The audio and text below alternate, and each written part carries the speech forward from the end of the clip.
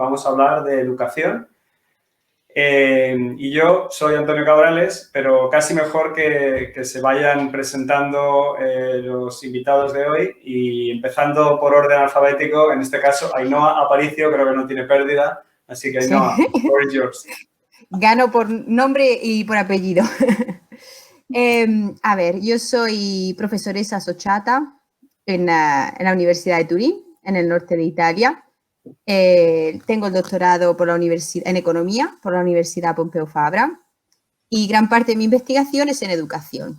Mi investigación sobre temas de educación ha sido sobre el impacto de la educación en la propensión a emigrar, el bilingüismo, los efectos del ranking, de ser el primero o el segundo de la clase en los resultados académicos, el efecto de la edad relativa al interno de la clase. Y ahora estoy también haciendo experimentos con alumnos excelentes. Eso es básicamente lo que sé de primera mano sobre educación. El resto lo he escuchado y lo sé de colegas de los que me fío. Estupendo, muchas gracias. Pues yo creo, siguiendo la rueda, Lucas. Bueno, pues nada, Lucas Gortázar, soy director de investigación y senior fellow de educación en SADC-Pol y trabajo también además para el Departamento de Educación del Banco Mundial desde hace ya casi 10 años. Soy matemático y doctor en Economía por la Universidad del País Vasco, en Economía de la Educación también. Y nada, un gusto estar hoy con vosotros. Genial. Pues Almudena. Hola, Antonio. Buenas tardes, noches ya. Soy Almudena Sevilla, catedrática de Economía y Políticas Públicas en la University College London. Bueno, ¿qué me trae aquí? Yo estoy interesada en los temas de género y, en particular, la equidad de género en la educación es uno de los temas que investigo bastante. Muy bien, pues nada, yo soy Antonio Cabrales, soy también catedrático de Economía en la Universidad Carlos III de Madrid. Hasta hace poco era colega de Almudena en University College en Londres. Y yo voy a hacer más que nada de moderador porque yo de investigación de educación he hecho bastante menos que los que me acompañan. Y entonces, como soy moderador, voy a empezar preguntando un poco. De hecho, iba a empezar por otra cosa, pero os voy a sorprender porque me he dado cuenta que dado que las personas que estamos aquí somos todos doctores en economía, la pregunta obvia que nos hacen siempre que he escrito sobre estos temas es ¿y qué hace un economista hablando de educación? Entonces, os cedo la palabra, no sé, quizá empezando al revés, empezando por Almudena, ¿por qué los economistas tenemos que hablar de educación? ¿Qué nos autoriza a hacerlo? Sí, bueno, los economistas estamos interesados al final en el crecimiento económico y el progreso, ¿no? Cómo utilizamos los recursos que tenemos, que son limitados, para maximizar el crecimiento, ¿no? Entonces, eso se aplica también al ser humano. Empezamos desde muy pequeños a adquirir esos conocimientos que nos van a hacer productivos más tarde en el mercado laboral. Y como sociedad queremos maximizar el potencial de todos los seres humanos. Y la educación y el colegio y los padres tienen un papel muy importante en esto, ¿no? Entonces, como economistas nos interesamos en saber qué tipo de políticas, qué tipos de intervenciones nos ayudan a sacar el mayor potencial de los niños y las niñas. Yo creo que eso es lo que yo entiendo. ¿Apuntar algo más, Ainhoa, Lucas, o pasamos a lo siguiente? ¿Qué os parece? A ver, yo partiría del hecho de que cuando somos economistas nos dicen muchas veces, uy, ¿en qué puedo invertir? ¿Qué me aconsejas? ¿Qué va a pasar con la economía, no? Y yo digo, siempre me preguntan en qué puedo invertir y no me preguntan en qué puedo invertir desde el punto de vista de educación, ¿no? Y yo les digo a mis alumnos, la inversión más importante que vosotros vais a hacer en vuestra vida es en capital humano, que es uno de los factores clave. Y cuando se habla, otros economistas hablan como cómo podemos hacer para llegar los españoles a niveles de crecimiento de Italia, de Francia y de Alemania, dicen, falta inversión en educación. O sea, creo que de muchos puntos de vista es muy natural para la gente pensar que nos ocupamos de inversión, pero no de inversión en este factor tan importante que es el capital humano. Muy bien. Lucas, ¿alguna cosa más? No, yo estoy bastante de acuerdo. En general creo que además yo creo que quizás lo que nos está caracterizando como profesión en el ámbito de la educación es un cambio muy, muy grande, ¿no? Una revolución muy importante, pues digamos, por toda la revolución de los datos y todos los métodos de causalidad que están haciendo que la investigación en economía y educación está dando un salto muy grande, convergiendo con otras disciplinas que estudian la educación, pero también aportando, pienso yo, pues metodología, marcos de análisis y demás que creo que son muy positivos y que creo que lo están haciendo cada vez más relevante, ¿no? Mucho más que hace 20 años. Por poner el ejemplo clásico, hace 25 años estábamos convencidos de que a mayor inversión a partir de cierto punto en educación no había retorno. Ahora, con los trabajos, por ejemplo, de Kirabo Jackson, empezamos a pensar que igual pues que estamos un poco equivocados y eso es gracias a una revolución de los datos y una revolución metodológica. Estupendo. Pues bien, vale, pues esa era la pregunta sorpresa, porque me he dado cuenta hablando que nos la iban a hacer, entonces me adelanto yo. Pero en realidad la primera pregunta que quería hacer es, dado que hemos puesto en el título España 2050 y ha habido este informe reciente sobre no solamente educación, muchos otros temas, y algunos hemos participado, pero señaladamente en educación el que ha participado es Lucas, pues quería preguntarte, Lucas, ¿cómo se hizo este informe? ¿Cómo se ha realizado? ¿Cuál es el proceso? Luego hablaremos de contenido. Bueno, el proceso es que el equipo de prospectiva y estrategia del gobierno identifica unos perfiles. En mi caso es un grupo, creo que el más multidisciplinar de todos. Estábamos pues 2 economistas, 2 sociólogos, 2 pedagogos, 2 politólogos, una arquitecta. No sé, me estoy olvidando esto, pero bueno, quiero decir que había mucha variedad y bueno, a priori eso podía parecer un reto, pero la verdad es que creo que no ha sido así. La metodología que creo que han seguido, digamos, todos los grupos de trabajo, que creo que se puede contar y se debe contar, de hecho, era básicamente diferentes sesiones de discusión un poco impedidas por la pandemia, en el sentido de que creo que presencialmente habrían sido mucho más ricas y elaboradas y sofisticadas, pues vía Zoom, en la que, digamos, ha habido tres partes de conversaciones, no 3 conversaciones, pero, digamos, 3 partes. La primera parte se ha tratado de hacer un diagnóstico de dónde está la educación, digamos, preuniversitaria, es decir, desde los 3 hasta los 16 años, 18, incluyendo bachillerato, FP, digamos, que se dejó en otro grupo de trabajo. ¿Cuáles habían sido los progresos? Se hizo un trabajo, bueno, bastante claro de tratar de identificar dónde estábamos hace 40 o 50 años, dónde estamos ahora, en todo tipo de indicadores cuantitativos, pero también cualitativos, en varios tipos de encuestas, de bienestar de alumno, en fin, mucha búsqueda y mucho análisis. A partir de ahí, tratar de identificar un poco cuáles son los retos y los 5 o 6 elementos donde realmente pues no se está mejorando o a la velocidad deseable, a la velocidad a la que lo hacen países vecinos o simplemente a una velocidad que desde un punto de vista económico y social nos parece que era, indeseable. Y a partir de ahí, digamos, el segundo bloque de análisis era un poco identificar el por qué no se estaba avanzando o por qué no, digamos, esos pequeños, esos elementos, indicadores, digamos, problemas, retos, a qué se debían, ¿no? Entonces, se hizo un trabajo, digamos, de análisis de causas institucionales, económicas, sociales, de centro, de escuelas, de administración, de inversión, de políticas. Si queréis podemos detallar luego. Y una vez llegado a eso, lo que se hace es, bueno, viendo esto y viendo cómo las macro tendencias pueden estar afectando a la educación, la tecnología, que además se acelera con la COVID, el envejecimiento y la caída de la natalidad, el impacto que eso puede tener en el mapa escolar, que es algo que pues, en países, por ejemplo, del este de Europa ya se estaba viendo.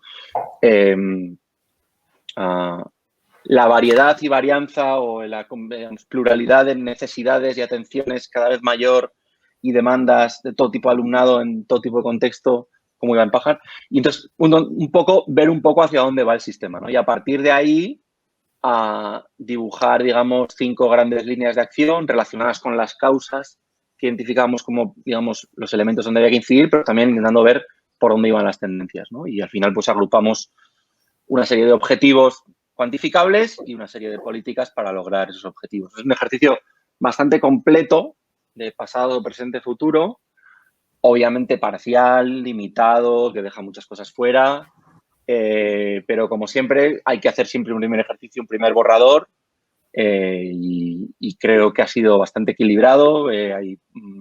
Se nota que hay una coralidad de opiniones y visiones y que no necesariamente es única, sino que incluso se pueden notar contradicciones en el propio texto y eso está bien que ocurra. Y a partir de ahí, pues bueno, a ver qué discusión y qué diálogo se genera a partir de esto con todas las limitaciones y la modestia que obviamente un ejercicio de estas características implica, ¿no? Ok, gracias. Sí.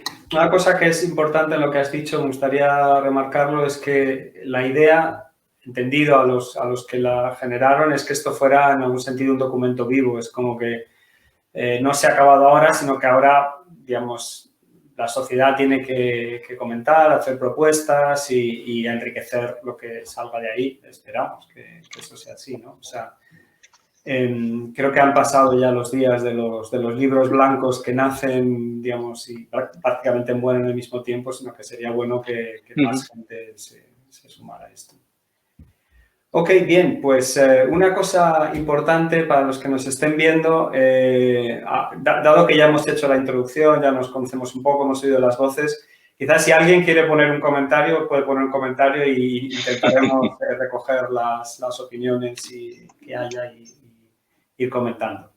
Yo creo que ahora ya sí que podemos empezar a pasar, de hecho, vale, pues ha habido un proceso de pensamiento y ahora habría que pensar un poco qué es lo que hay que hacer.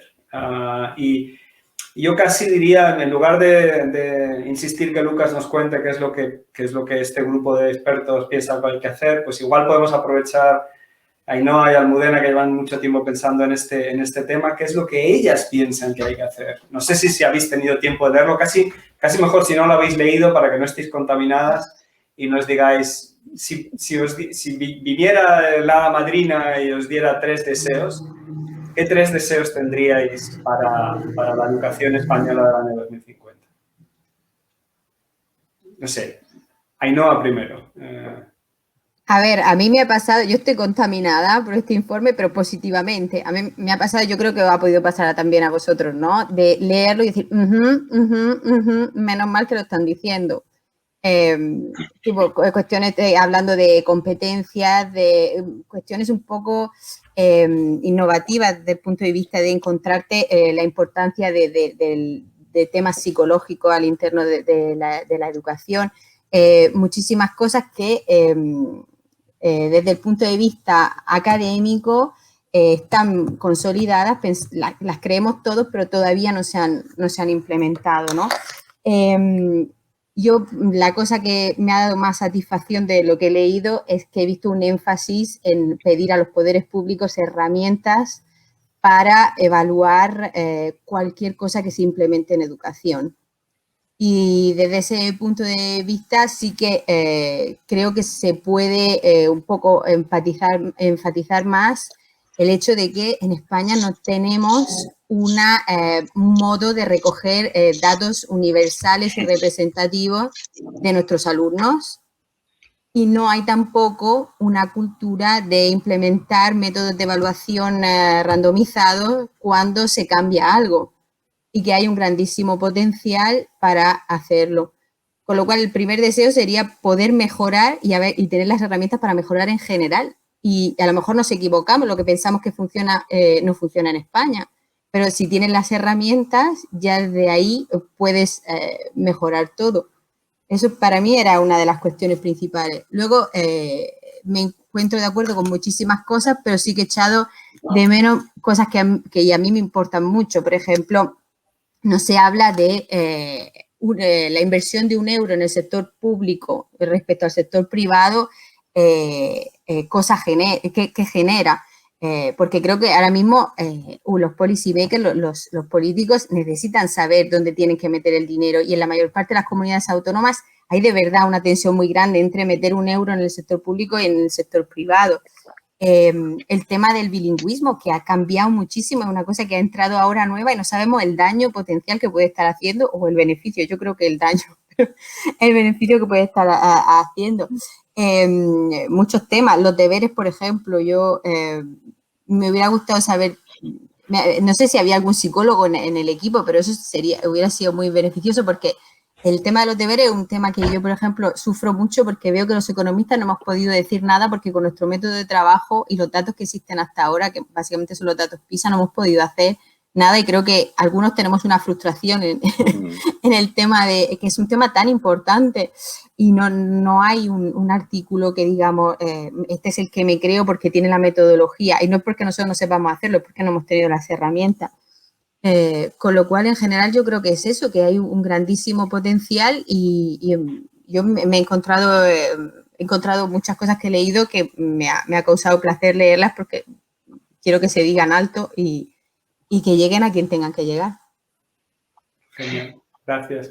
Antes de darle paso a Almudena, como yo estoy controlando las preguntas, hay una que hace Judith Bay, por cierto, hola, que me parece importante. Pregunta, me imagino que se refiere a cuando Ainhoa estaba hablando de evaluación y de evaluaciones, digamos, que uno pudiera mirar para todo el país, cosas. Pregunta si eso se hace en otros países. A mí me suena, no sé, que el informe da por lo menos 2 ejemplos, pero seguramente hay más. Si queréis alguno comentar. Sí, está Dale, Almudena, vale. El Education Endowment Fund en UK, en Estados Unidos, ¿no? En Reino Unido, es un centro, está financiado por fundaciones y también por dinero público y se encargan en hacer, randomized control trials, es decir, mirar a ver tipo lo que hacen los biólogos y médicos en el laboratorio, pues lo hacen en las clases, en los colegios, ¿no? Para que todos nos entendamos, donde tienen unos alumnos o unos profesores que reciben un tratamiento de educación, un nuevo método y otros alumnos o otros profesores que no, y evalúan, es la forma de evaluar si realmente una intervención tiene algún efecto causal, ¿no? Y no es simplemente una pura correlación, pero que puede ser debido a otra cosa. Un aspecto interesante del endowment, del Education Endowment Fund, es que separan quién hace el experimento y quién evalúa ese experimento, quién luego coge los datos y lo evalúa, para evitar que haya, conflicto de intereses, ¿no? Y creo que es un aspecto que no recuerdo haber leído en el informe y, por cierto, Lucas, enhorabuena porque realmente está muy bien escrito y como tú dices, habéis sabido encapsular desde muchas perspectivas, que no siempre es fácil, dónde estamos y dónde vamos y dónde queremos ir. Bueno, pues puedes seguir, Almudena, con tus 3 deseos, porque todavía no has dicho los 3 deseos para la Pero creo que Lucas quería decir algo. No, pero me interesa lo de los deseos. Lo de los deseos me parece más interesante. Bueno, a mí hay una cosa que, bueno, también estoy contaminada porque me lo he leído, lo he subrayado, me he hecho apuntes y además es que me ha gustado mucho leerlo. La verdad es que está bien escrito y bien explicado. Y para alguien que lleva fuera tanto tiempo, por más que quiero estar siempre al día de lo que ocurre en España, se ha agradecido, vamos. Entonces, a ver, yo creo que resaltaría 2 cosas que están muy presentes en el capítulo de educación y otra cosa que he echado mucho de menos. Entonces, ¿qué cosas están presentes? Están presentes la tecnología, ¿no? Y lo que decía Lucas de los nuevos datos, la inteligencia artificial, que va a requerir repensar cómo estamos educando a los alumnos, ¿no? No tanto el memorizar, sino más bien ese pensamiento crítico, ¿no? Que, bueno, yo que he estudiado en Estados Unidos y en Inglaterra, creo que el modelo anglosajón es mucho más fuerte en ese aspecto. Y creo que para las nuevas demandas futuras en el mercado de trabajo, ese tipo de habilidad es lo que realmente se va a valorar. Y creo que además el COVID nos puede ayudar aquí, porque nos ha forzado, tanto en el mercado laboral como en el sector de la educación, a realmente repensar cómo enseñamos y a utilizar las tecnologías de una manera productiva, ¿no? Entonces, yo creo que ahí se ha dado en el clavo y a ver cómo podemos utilizar este cambio estructural que el COVID ha provocado para mejor.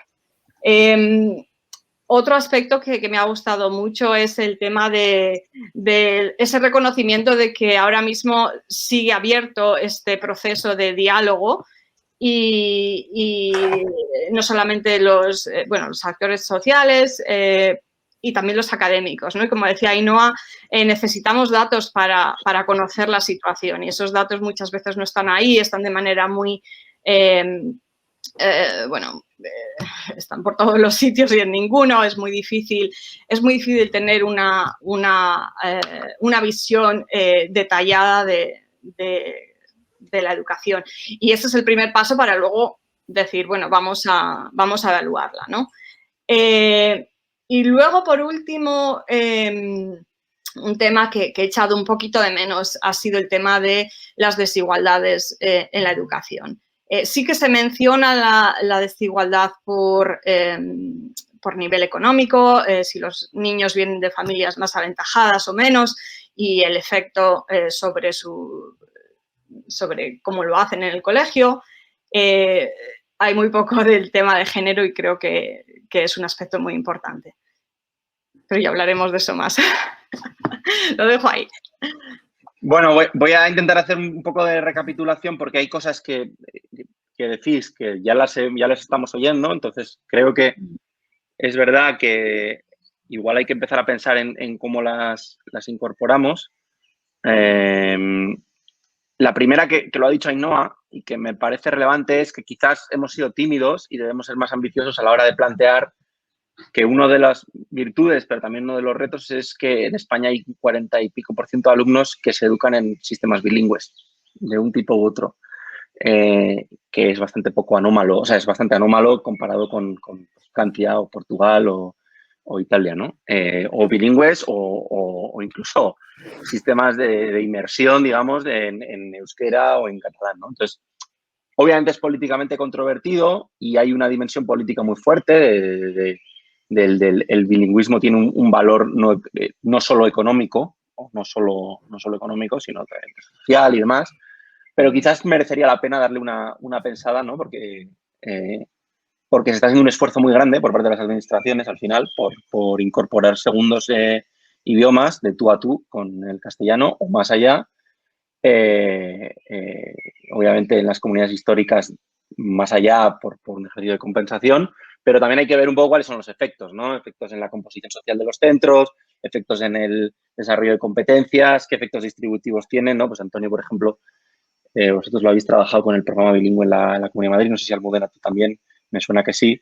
Pero bueno, pues tratar de hacer una reflexión de, oye, hay un marco de decisiones que están tomando, esto es lo que sabemos y este es el tipo de desequilibrios que hay que tratar de corregir, ¿no?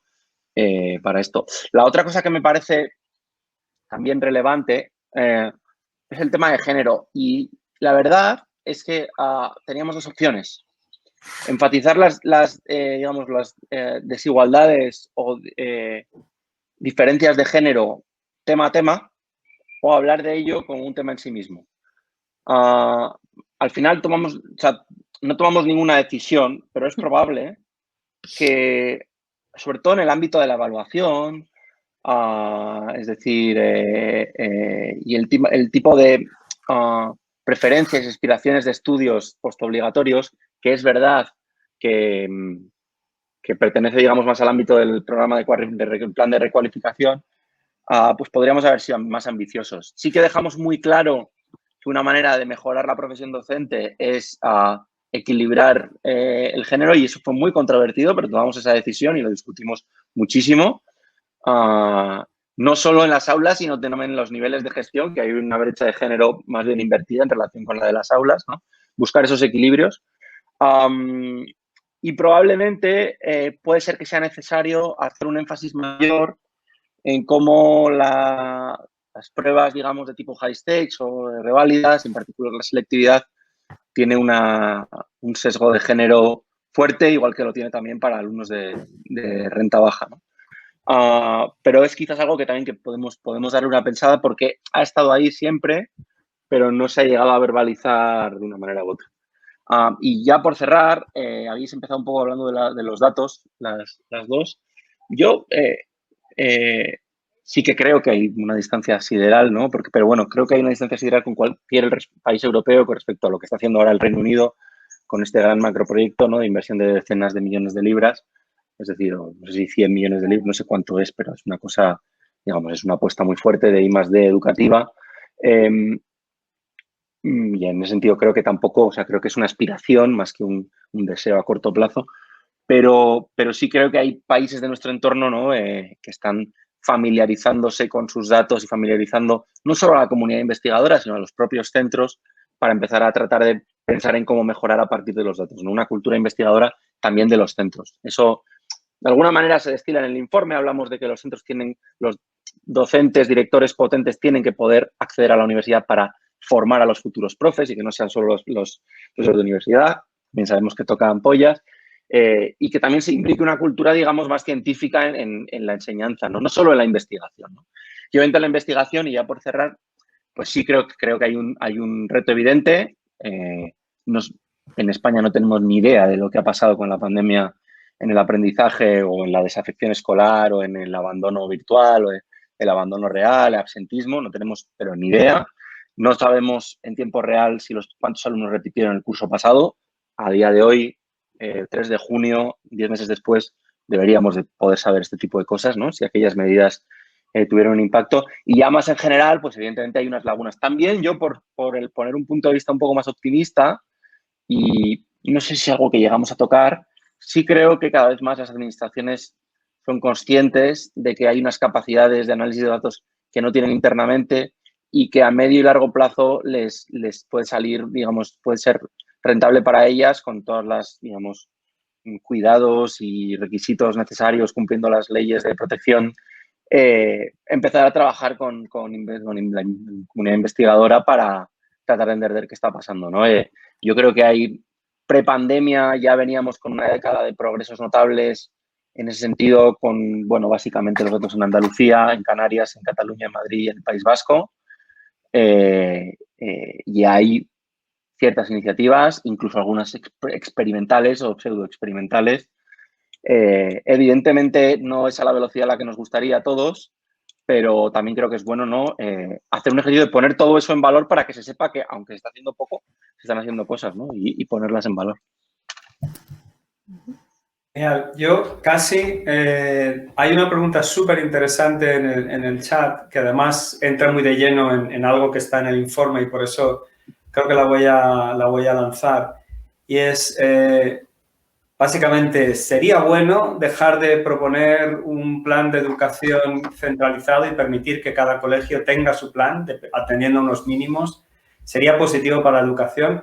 Eso está ahí en España en 2050. Entonces, como esta, digamos, mayor autonomía de las escuelas es importante, yo creo que estaría bien que hablarais de este tema. ¿Qué os parece? ¿Qué límites tiene? ¿Qué experiencias hay por ahí? Da igual, el que quiera, lanzaos.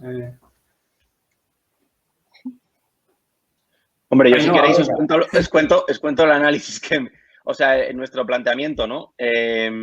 ¿Puedo compartir algo? Sí. Aquí abajo tienes share, vale. En la barra de abajo. Sí, ya lo veo. Vale, ¿lo veis? No. Espera, no, pero lo voy a añadir al stream. Ok, ahora está. Ahí está. Vale.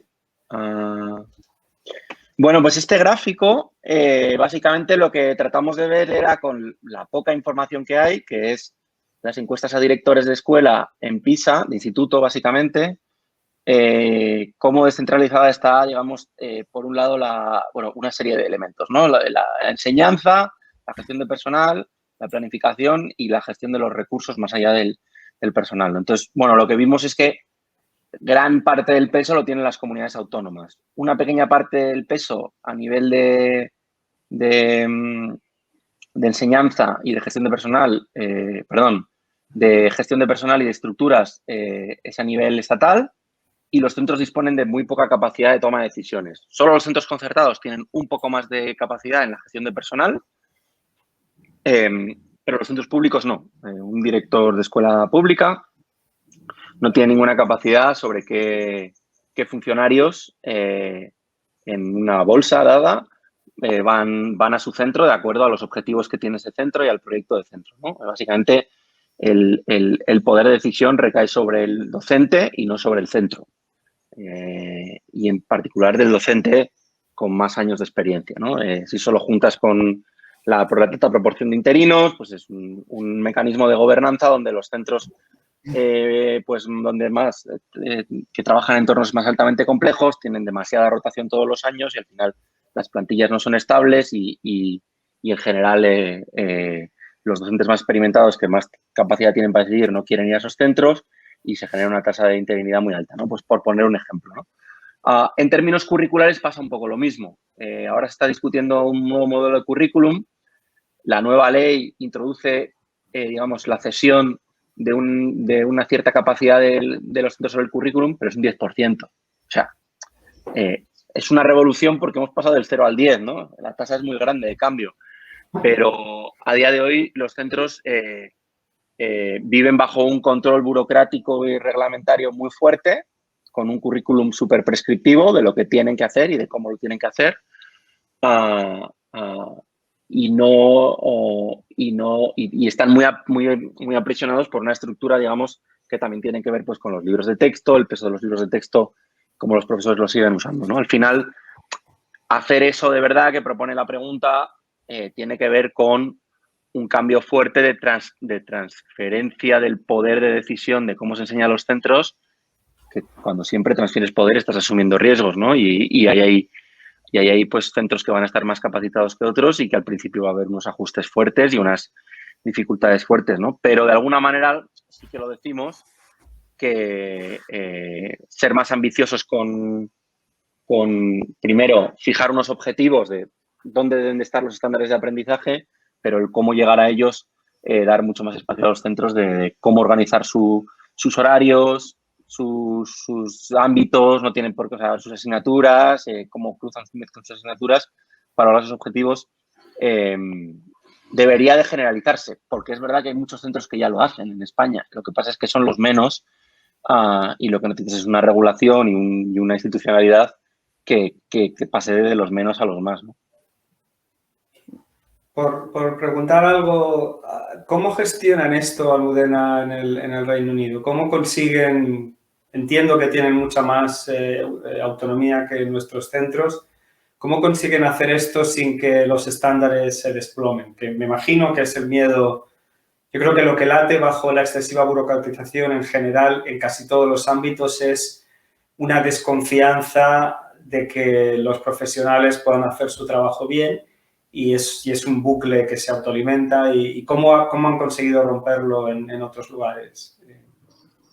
Sí, esto era lo que me salta a la vista, mi reacción al escucharte, porque volvemos a los datos. O sea, la manera de solventar este problema de falta de confianza es ser transparente, ¿no?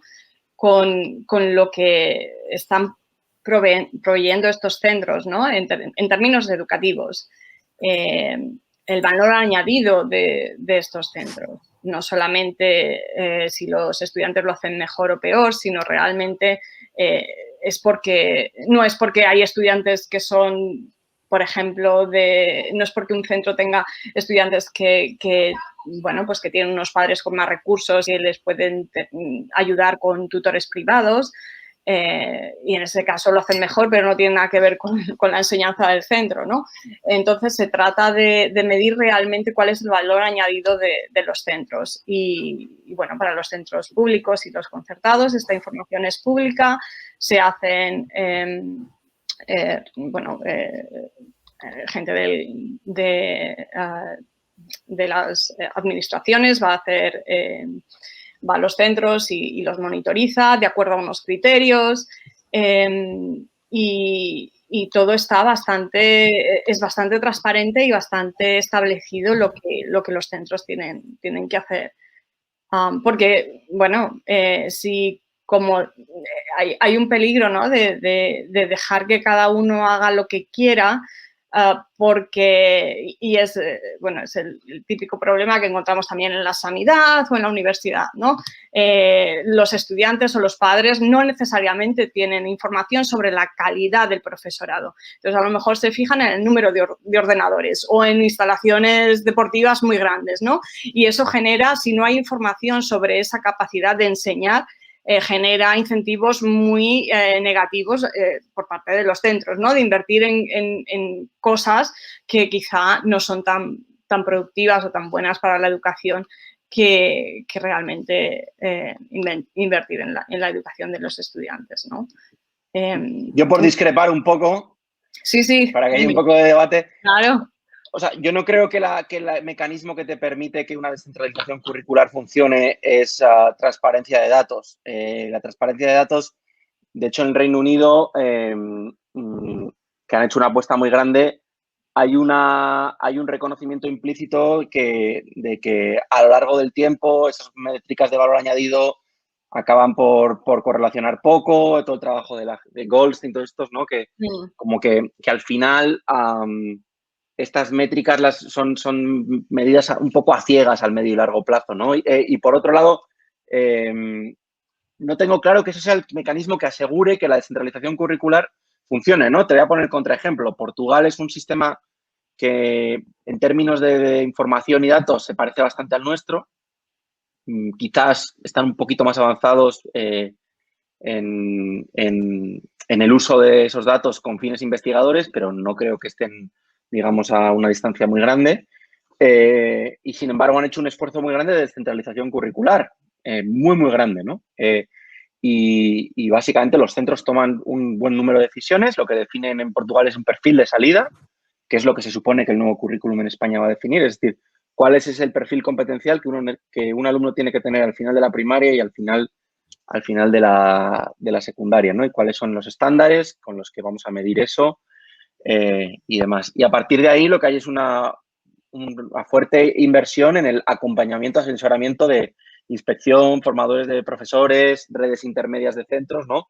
Que aseguran que efectivamente no se produce esa divergencia, ¿no? Entonces, yo creo que el mecanismo de la transparencia puede ayudar, pero yo también soy bastante honesto. Creo que la capacidad de ser un mejor centro, un mejor docente, al final la educación es una tarea muy compleja. Un docente toma unas 1000 decisiones al día, más o menos, según, digamos, todos estos artículos de la psicología de los docentes, ¿no?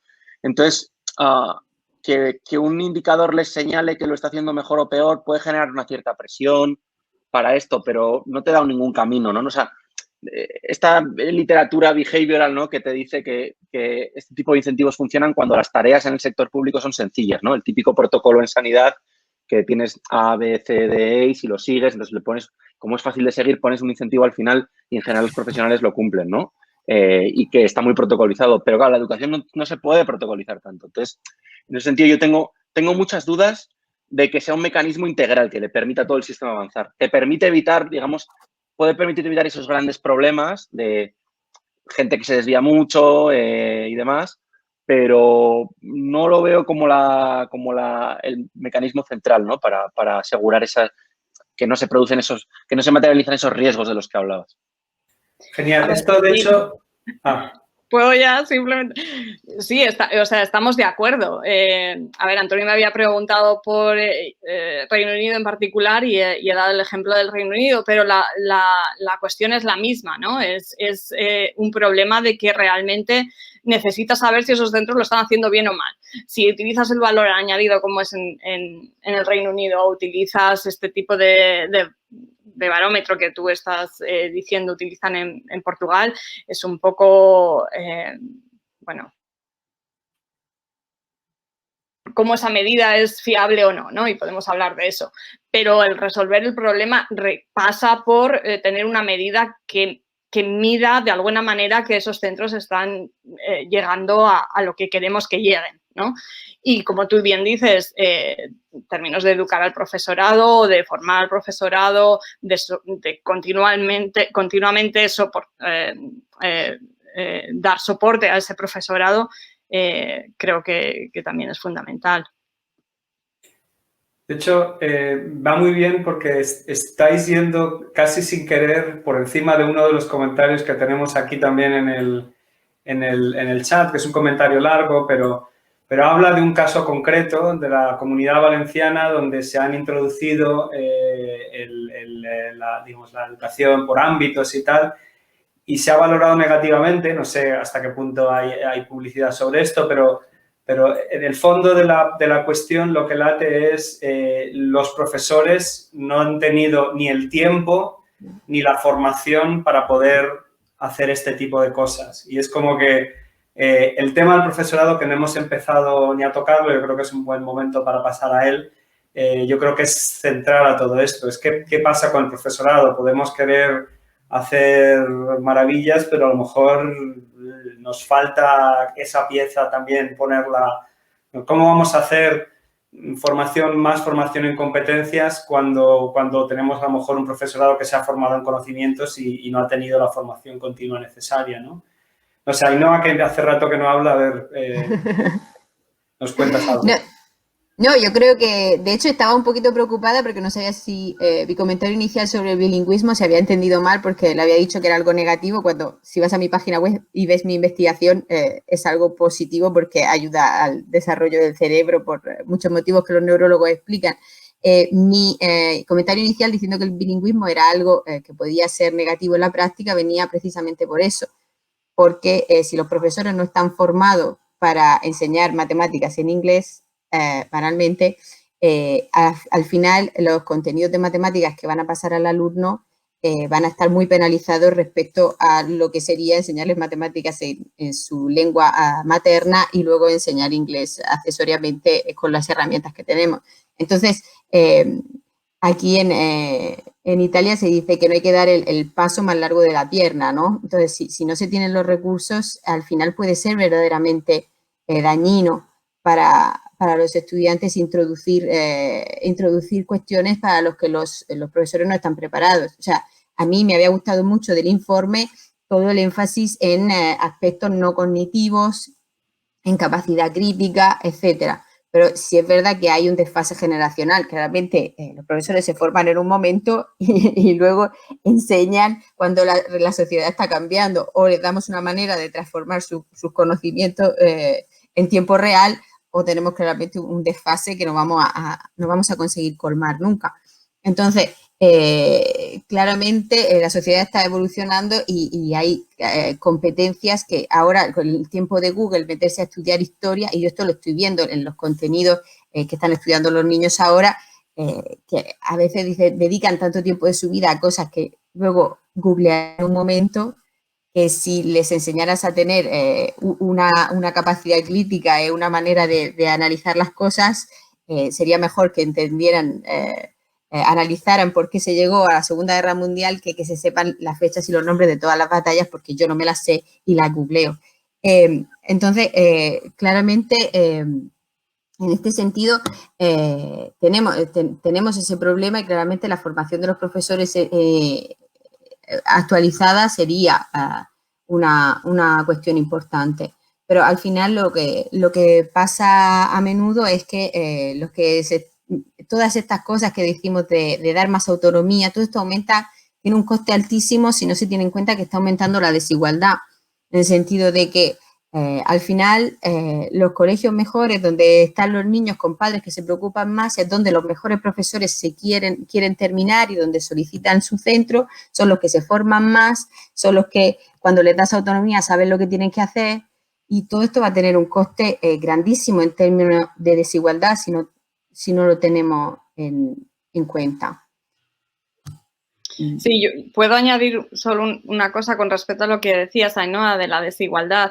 La desigualdad es importante porque lo que estamos haciendo no estamos maximizando el capital humano de la economía. Entonces, no es solamente un tema de equidad, es un tema de eficiencia económica, ¿no? Si no estamos dando a cada niño los recursos que necesita para que pueda llegar a su máximo potencial, no estamos haciendo una labor donde estamos utilizando los recursos de la manera más eficiente para maximizar el crecimiento y el desarrollo de España.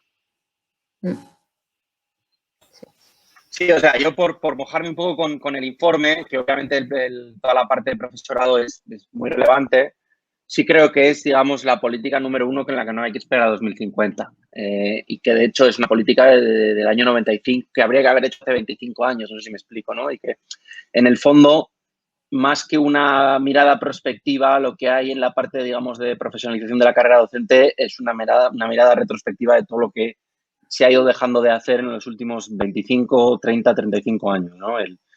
En términos de selección, de cómo a día de hoy el sistema de oposiciones, porque pensamos que es la única manera meritocrática y justa de medir las aptitudes de un docente, es un examen de decenas de temarios en secundaria y también en primaria, ¿no? Y cómo no somos capaces de modernizar eso de una manera de pruebas, con pruebas, pues de alguna manera pasa un poco lo mismo, ¿no? Es una formación eminentemente teórica, poco práctica y pocos expertos de la práctica que participan en la formación universitaria de docentes y de nuevo pasa un poco lo mismo. Luego insistimos mucho en lo que llamamos proceso de iniciación profesional eficaz, que es una inducción, profesionalización, que son estos procesos, digamos, de tipo MIR educativo, que creo que hay un gran consenso muy amplio de que hay que, digamos, institucionalizar esto con unos recursos como los hay en la carrera de medicina, digamos, para traducir todo ese potencial en un saber funcionar en un centro y no tirarles por el helicóptero desde el día 1.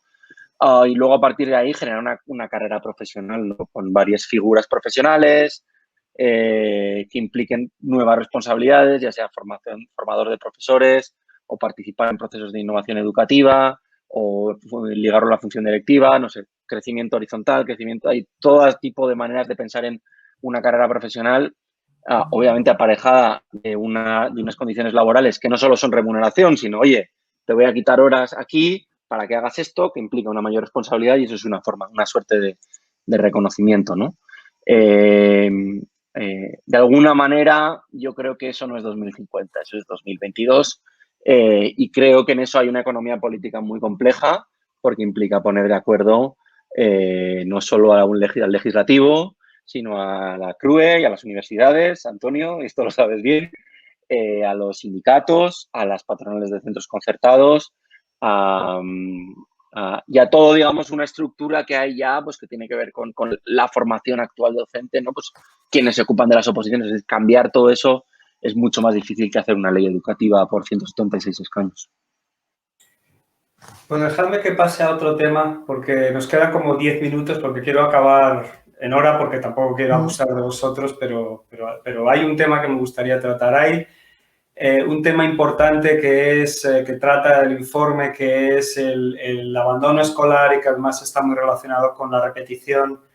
En el informe se repite mucho en la parte de diagnóstico y la parte de objetivos, que eso hay que conseguirlo, pero cuando lees, o cuando leo al menos yo, la parte de qué es lo que hay que hacer, no veo qué es lo que hay que hacer other than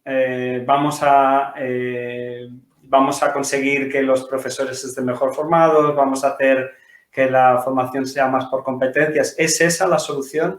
Y, por cierto, no voy a, como prometí que le prometí a Manu que le haría esta pregunta a Lucas, se la hago a él, pero puede contestar cualquiera de vosotros y vosotras.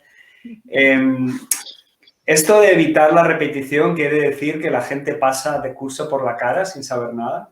Porque Manu me la hizo porque está en la sociedad, a mí me la han hecho también. Los que decís que los chavales no tienen que repetir, ¿qué quiere decir? Que no hace falta esforzarse ya más, que la cultura del esfuerzo se abandona.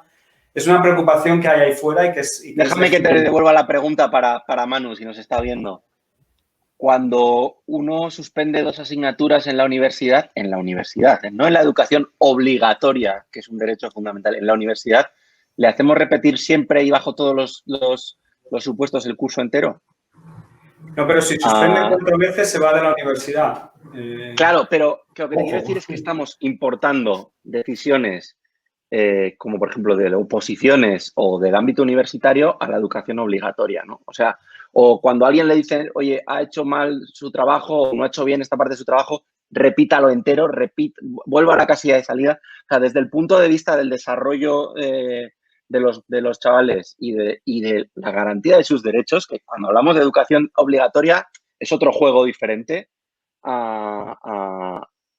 Yo no tengo, o sea, la propia idea de volver a la casilla de salida, a mí me parece que viene de otros ámbitos, o sea, que no tienes... Entonces, ¿por qué, no? ¿Cuál es la alternativa a eso que va a hacer que los alumnos aprendan más o que se esfuercen más o que participen más? O sea, lo que sabemos desde el punto de vista de la investigación es que un alumno que repite versus uno que no, que en todo lo demás son prácticamente iguales, es decir, la investigación pseudoexperimental, hay en papel en Uruguay, uno en Estados Unidos. Nosotros hemos hecho algo con los datos del País Vasco. Es que genera desafección, aumenta la probabilidad de abandono, el que repite versus el que no.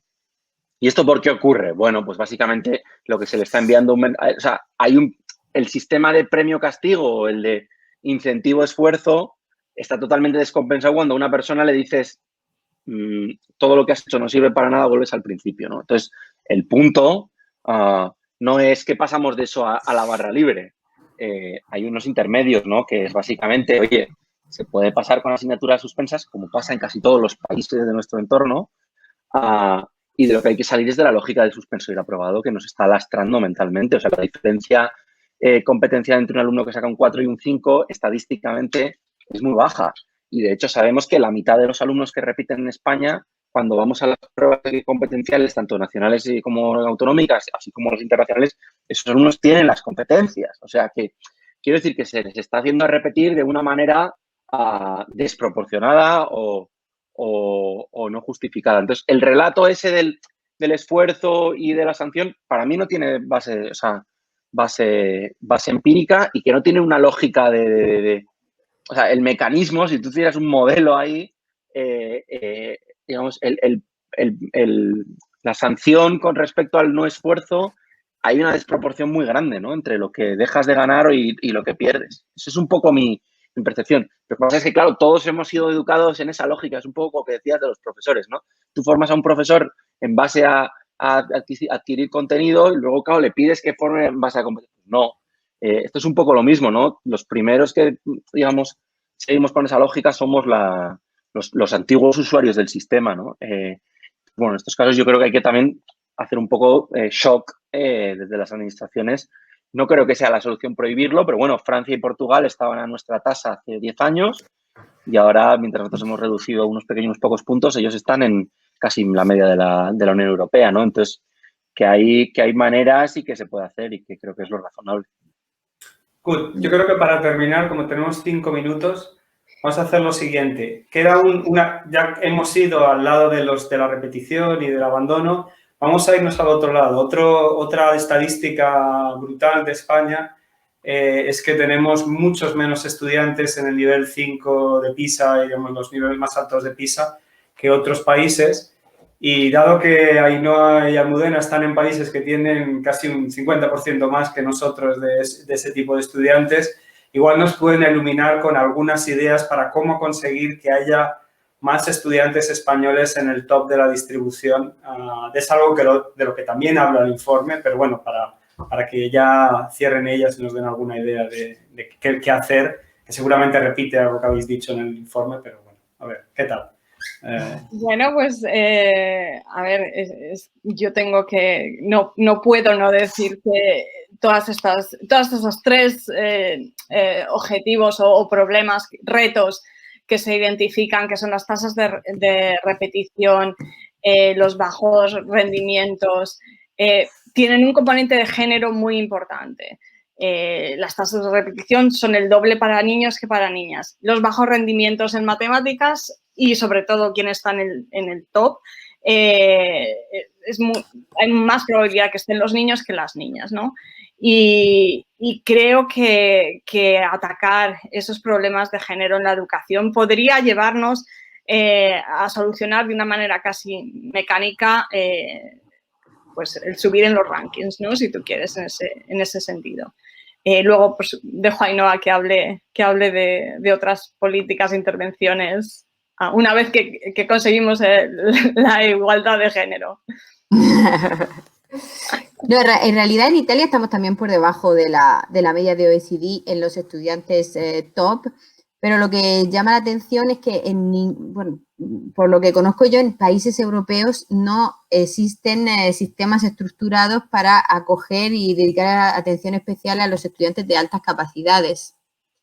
Y mientras que en Estados Unidos es prácticamente automático que cuando una persona alcanza la excelencia en el sistema regular, hay disparidad según el estado en el que naces, pero hay un sistema que te acoge. En Europa esto no existe y en general esto depende de dónde te encuentras, ¿no? Ahora nosotros estamos estudiando un programa que hay en el norte de Europa para potenciar estos estudiantes de alta capacidad. Estamos haciendo también énfasis en la dimensión de género y lo que encontramos muchísimo es que cuando estas personas vienen potenciadas, hay mucho efecto en el conocimiento, pero es relativamente pequeño. Es mucho más el efecto que hay psicológico de entender en qué situación están en la distribución, de entender su potencial, de darse confianza y entonces, en ese sentido, estos programas son importantes, pero un estudiante con muchas capacidades, según el colegio en el que se encuentre, va a tener oportunidad de desarrollarlas o no. Y el link que había hecho antes Almudena con el crecimiento económico, esto está demostrado que las personas de altas capacidades tienen una capacidad de influenciar luego la economía y de situarse en posiciones que luego tienen externalidades, consecuencias positivas para el resto de ciudadanos que hacen que merezcan una atención especial que no se le está dando. Básicamente, por lo que yo conozco, básicamente hay un vacío de políticas para este tipo de estudiantes. Bueno, en España hay en Madrid, en la Comunidad de Madrid hay un programa de altas capacidades, pero básicamente consiste en que los fines de semana los chavales tienen 4 horas de tratamiento, digamos, en un centro donde se juntan y tal. No hay mucho más que eso.